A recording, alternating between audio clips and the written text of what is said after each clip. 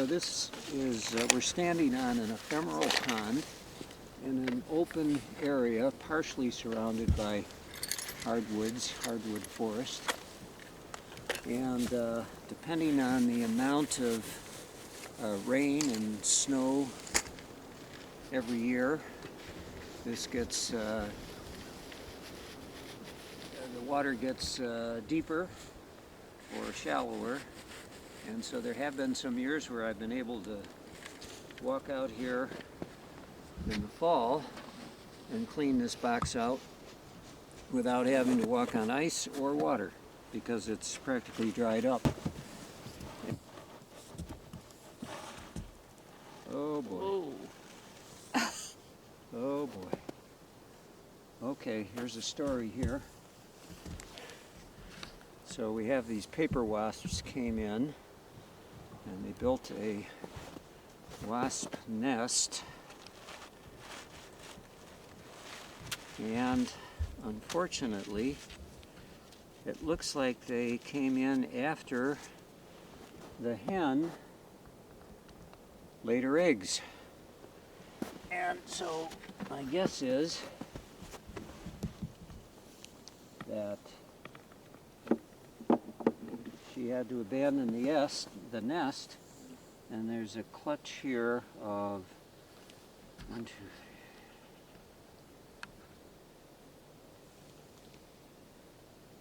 15 eggs. Oh,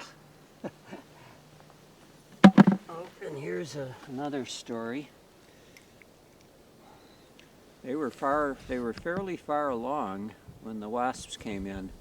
So I've got here a rotting duckling. I can see the little bit of down feathering in the egg. And so sadly, this hen was set and ready to go. And the look of the shell and the feel of the shell, these were Hooded Mergansers, which is unfortunate. And they have nested here before. So the Hooded Merganser hen went to a lot of trouble, and by looks of this, she was within 2 weeks of these eggs hatching out. So what we do with these nests is we put roughly 3 inches of cedar chips in the bottom, and that serves 2 purposes. One is to provide a little comfort to the hen who sits in here for many hundreds of hours before the eggs hatch out. And also, the second reason is the eggs are less likely to break if they're cushioned by the cedar chips. And the third reason is that cedar chips have been shown to repel parasites. And so the hen and the ducklings are much less likely to pick up parasites because of the repellent action of the cedar chips. And so what we're doing here today is emptying out this box, and it's good we're going to empty it out because when this gets warm it's going to be a real stinky mess and the nest would be virtually unusable. Well, the Hooded Merganser egg is whiter and a little bluish as opposed to the wood duck egg, which is more yellowish. And the reason I know right away it's the Hooded Merganser egg is the consistency of the shell. It's much like an eggshell. It's hard. The wood duck shell starts out being hard, but over time it gets very soft and papery, and it actually folds up on itself. And those are the really only 2 cavity nesting ducks that we have here. If you go further north, you can find bufflehead ducks that also nest in cavities. In fact, many mergansers do, even the big mergansers like common mergansers and red-breasted mergansers will use tree cavities or cavities in rocks along a stream or lakeside, or even an old otter's den maybe. I had a nest box a few years ago that had honeybees in it, and it was still active. I happened to check on it in the summer, and so I carefully went up and peeked in and just tried not to make any sudden moves. And I couldn't tell if there was any duck activity, but I had seen previously, I'd seen a wood duck using the nest. And so I knew she was building a nest. So I waited until the end of the season, came back, and I found, this was like in November, so the honeybees were gone. But the cone was still there, the beautiful big cone. And anyway, there were dead wood ducklings in the nest. And my guess is they were all attacked and stung to death. Yeah. So the honeybees obviously came in right about the time the wood ducks were ready to hatch.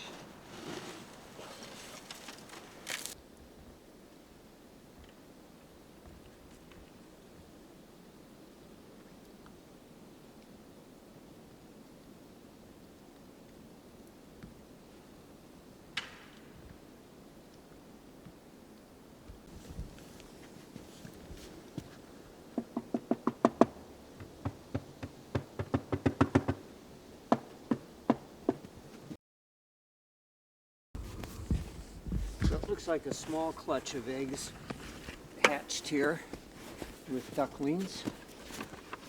This is an example of the wood duck egg casing. And as you can see, it's real papery, and the eggs before the hooded merganser eggs were hard, and this is just like paper.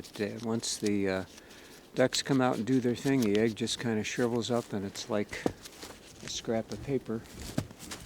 Now what I need to check for, here we go. Okay. All right, this is a good story. This is a hooded merganser shell egg, and you could tell by its rigidity. So what these ducks do, and it could even have been the hooded merganser that laid the eggs in the prior pond where the nest box was taken over by paper wasps. What that hooded merganser might have done, or another hooded merganser, is notice that the wood duck was here, had occupancy. Hens typically aren't real combative. They might be a little combative, but not usually. So if she thinks this would be a good spot for her eggs, she'll add them to the wood duck eggs, and the wood duck will do the incubation. And the opposite also happens, that wood duck hens will sometimes lay their eggs in a hooded merganser nest, and then the hooded merganser basically incubates her eggs and the eggs of the intruding wood duck. And when all the ducklings hatch, they have roughly the same rate of incubation. The hens don't start incubating until all the eggs are laid. So typically they all hatch at the same time, usually in about 28 days total, give or take a few days. And then the hens will give a certain kind of call. The ducklings will, one by one, respond to that call by climbing up the wire mesh that we have here and doing the jump. And it's really dramatic, especially if it's 50 feet up in a tree. The jump is really dramatic.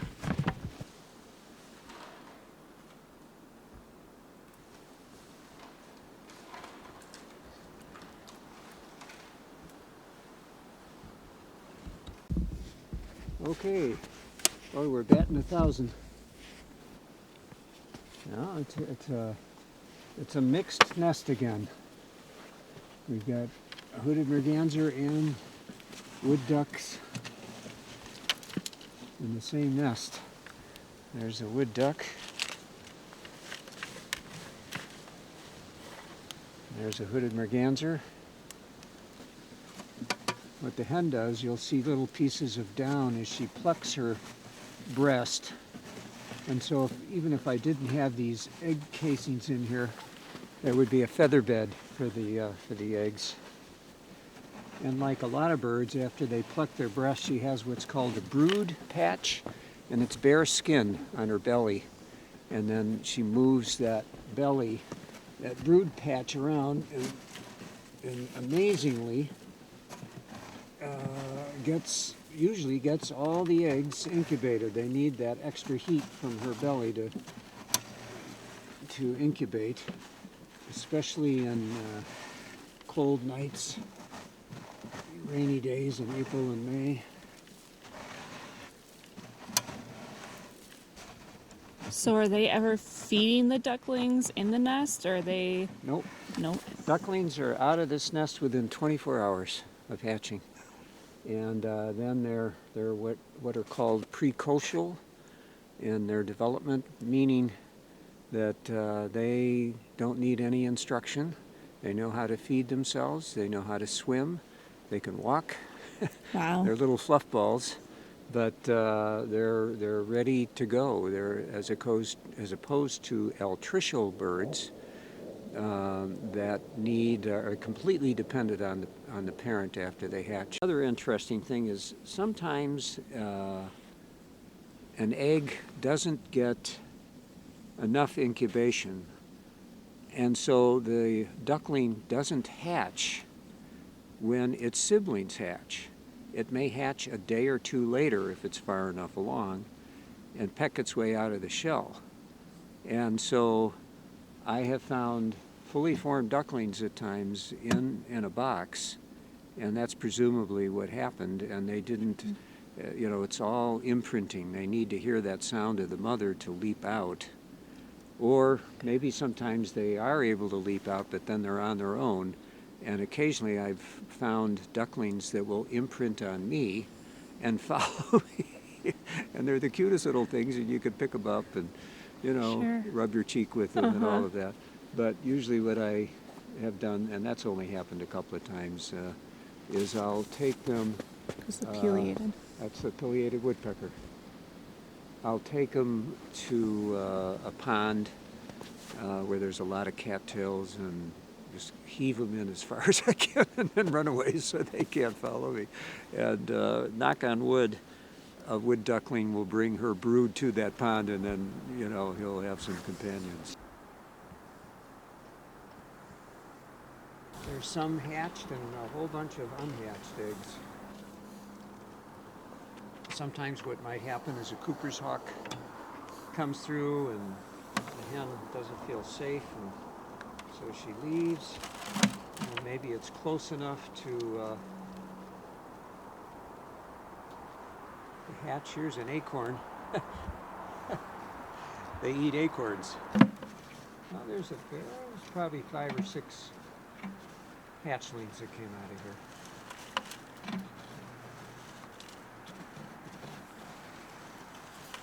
There's another acorn. That came from somewhere far away, or not too far away, but there are no oaks growing in this swamp, that's for sure. So what we have here are maybe a half a dozen of these eggs that were either infertile or she abandoned the nest. I'm now thinking maybe they're infertile.